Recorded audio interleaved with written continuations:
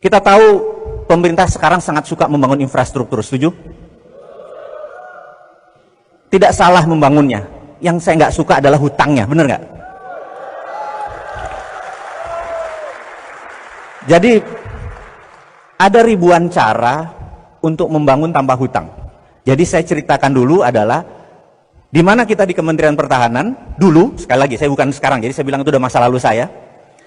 Kita panggil 3 departemen, BUMN karena dia akan membangun, kemudian Menteri PUPR, kemudian Menteri Perhubungan karena jalan kalau udah jadi yang ngelola Menteri Perhubungan, gitu kan?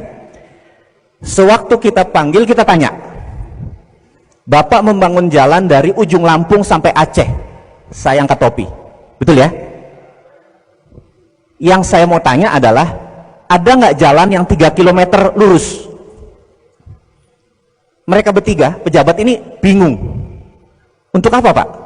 Saya tanya, Anda pernah ikut Lemhanas nggak? Mereka diem. Ya, untuk apa? Kalau kita perang sama Malaysia atau Singapura, kapal perang kita bisa landing di mana pesawat kita, bener nggak? Oh, itu tahu gunanya. Dan kita nggak minta biaya. Atau kalau di Kuala Namu, di Medan, ada kapal kecelakaan di landasan, ada 7 pesawat harusnya schedule udah landing, karena ada kecelakaan lagi diberesin, kapal itu muter-muter di Kuala Namu, 1 jam kemudian bahan bakarnya habis. Di mana bisa dimendaratkan? Oh, nggak tahu, Pak. Kamu gila kali yang ngelola negara kayak bikin wali kota, saya bilang kayak gitu. Paham maksudnya?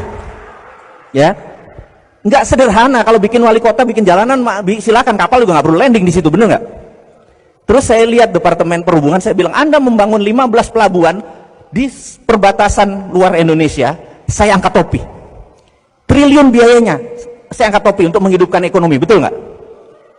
Tapi kapal perang kita satu pun nggak ada yang bisa sandar, karena ada draftnya ketinggian, ada yang kerendahan, ngerti nggak?